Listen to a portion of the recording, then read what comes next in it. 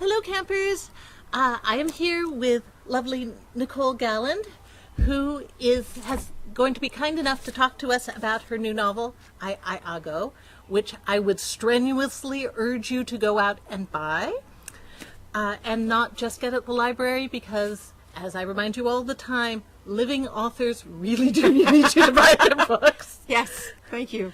And I'm particularly thrilled about this because this book is something I know a lot of you are trying to do, where you're trying to take classic stories and you're trying to update them. And this is such a clever way of doing it. Yes. And it's well written too, which is very nice because, as we all know, that isn't necessarily the case when this is done. And I wanted to talk about that. How did you decide who was going to be your main character? Oh, Iago informed me. That was.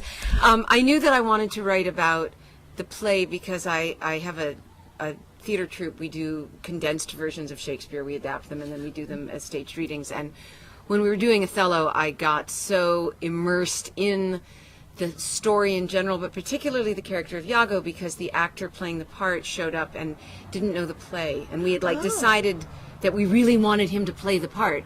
And then he said, "Oh, I'd love to play Iago." And then he showed up and said, "I haven't had a chance to look at the script yet." And I said, "That's okay. It's basically the original, just shorter." And he said, "No, I haven't read Othello." Oh, and I got this panicked feeling. And I said, "Well, what?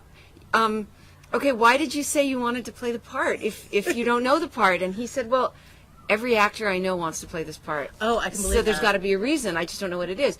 So we stayed up until 2 a.m. researching it. We read through it together. We talked about it. We picked it apart. And so he and I kind of got churned up about it. Mm-hmm. And then we did it. And then it was over. But we really had only scratched the surface. And he went on. He still wants to play the part, and I hope he can, like in a full production. Ours was just a staged reading. And there's no way that I'll ever get to play the part. Yeah. So my desire to create the character was started by that process. Mm-hmm. And I realized that the only way, I thought, oh, I need to direct it for real, but I didn't actually, because really all I was interested in was Iago. Oh, so the character came in and took you by the throat. Yeah, well, pretty well. That's kind of actually for this play. I probably shouldn't put it that way, but maybe I should. One of the things I love about this book is that Othello is not the jealous one.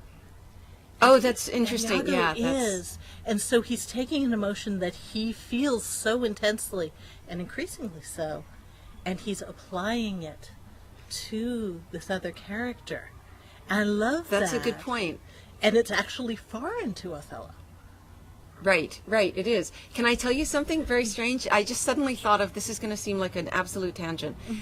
When I was in high school, I was in The Crucible by Arthur Miller, which completely coincidentally is where there's an opening quote from that, but that's not why I suddenly thought of this. And I was playing Abigail Williams, who's the leader, the ringleader of the girls. And this was my first method acting role, and I took it very, very seriously, and I was totally committed to everything that she was doing, and I believed in what she was doing totally, utterly. So in the middle of the run, someone who worked at the high school where I was going, at the Martha's Vineyard Regional High School, came up to me in the hallway and said, "We saw the show last night. You were fabulous. We hated you so much." and my reaction was, I wasn't bad. What do you? So just the reason I just thought of that is because just now when you said, "So Iago's the jealous one," I had this impulse on Iago's behalf to say, "No, he's not." Which is exactly what he would say. Right.